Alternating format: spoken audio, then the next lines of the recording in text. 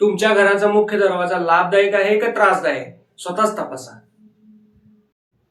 प्रत्येक दिशेनुसार आपण दरवाजा बघणार आहे. व्हिडिओ अत्यंत महत्वपूर्ण होणार आहे, शेवटपर्यंत बघा. सगळ्यात महत्वाचा दरवाजा पहिला म्हणजे उत्तर दिशेचा दरवाजा. ही दिशांची राणी म्हणली जाते. उत्तर दिशा ही सगळ्यात पॉझिटिव्ह दिशा आहे. या दिशेला जर दरवाजा असेल तर सुख, समृद्धी, सर्व प्रकारच्या गोष्टी येतात, नवनवीन अपॉर्च्युनिटीज येतात आणि त्या महत्वाच्या म्हणजे क्रॅक होतात. त्यामुळे उत्तरेचा दरवाजा हा अत्यंत शुभ मानला गेलाय. मी जेवढे काही वास्तू परीक्षण करतो त्यात मला उत्तरेचा दरवाजा दिसला तर त्या घरामध्ये सर्व प्रकारची सुबत्ता असलेले आढळून येते. ईशान्य दिशेचा दरवाजा. आता ईशान्य दिशा आहे, ईश तत्वाची दिशा आहे. या ठिकाणचा जो दरवाजा आहे तो मध्यम स्वरूपात काम करतो. म्हणजे ईशान्य दिशेचा दरवाजा जो आहे तो त्रासदायक पण ठरत नाही, फार मोठा लाभदायक पण ठरत नाही.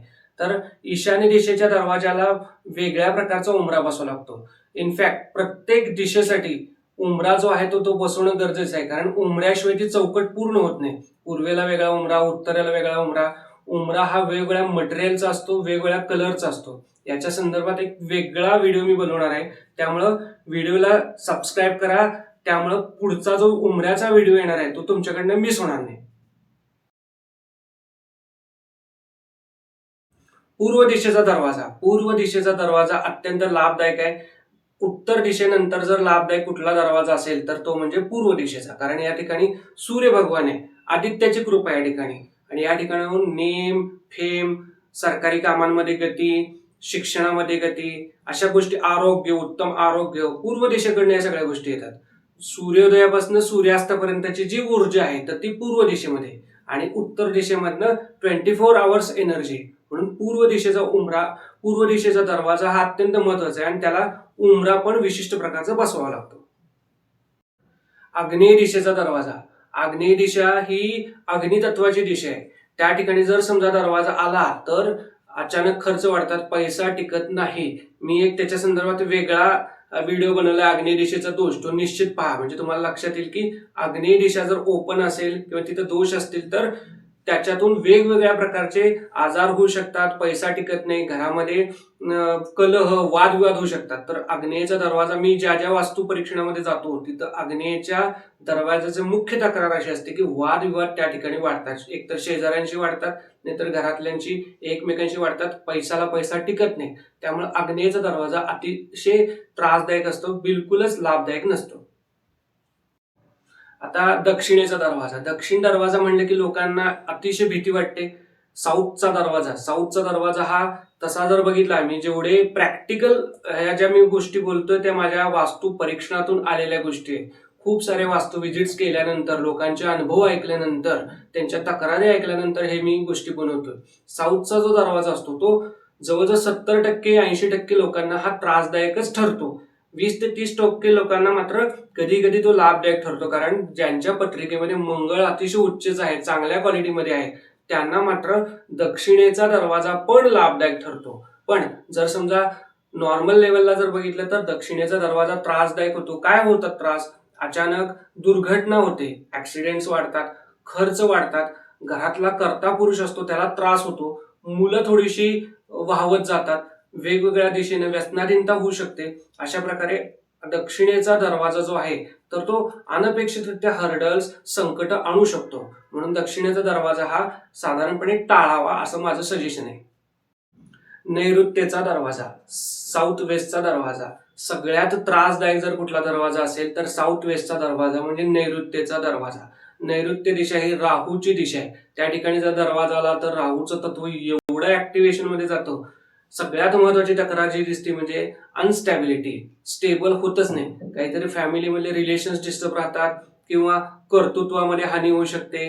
त्याच्यासोबत किडनीचे विकार, मी ज्यावेळी वास्तू परीक्षण करतो त्यावेळी तक्रारी अशा ऐकतो की किडनी स्टोन्स विशेष करून किंवा मूत्राशय रिलेटेड काही गोष्टी लोकांना आढळतात. मणक्याचे विकार त्या ठिकाणी दिसतात. साऊथ वेस्टचा दरवाजा हा अत्यंत त्रासदायक असतो. दुर्घटना होऊ शकतात, वेगवेगळी नकारात्मकता घरामध्ये प्रवेश करू शकते. म्हणून माझं असं सजेशन राहील की साऊथ वेस्टचा दरवाजा टाळावा. पण जर कुणी ऑलरेडी अशा प्रकारचं घर परचेस केलं असेल तर त्या ठिकाणी एक चांगल्या प्रकारचा उंबरा बसवून, वेगळी ट्रीटमेंट करून थोड्याफार प्रमाणामध्ये साऊथ वेस्टचा दरवाजा आपल्याला लाभदायक करता येऊ शकतो.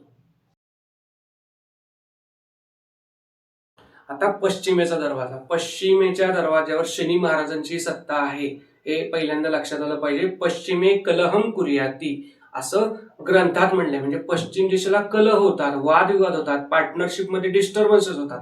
पश्चिमेच्या दरवाजाचे जे शॉप्स बघितले तर पार्टनरशिप जास्त काळ टिकत नाही. घरामध्ये पण नवरा बायकोंमध्ये वादविवाद होऊ शकतात पश्चिम दिशेला.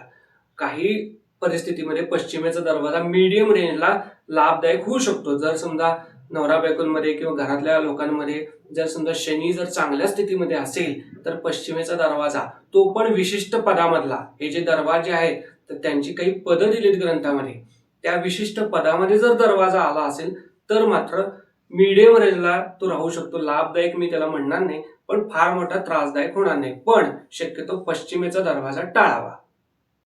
आता वायव्येचा दरवाजा, वायव्य म्हणजे नॉर्थ वेस्ट याचा दरवाजा. या ठिकाणी चंद्रमाचं सत्ता आहे, चंद्रमा त्या ठिकाणी असतो, त्याच्यासोबत या ठिकाणी वात वाढलेला असतो. जर समजा नॉर्थ वेस्टचा दरवाजा असेल, प्रॅक्टिकली त्या ठिकाणी घरामध्ये कोण ना कोणतरी घरामध्ये राहत नाही, म्हणजे कंटिन्युअस लोक बाहेर राहतात.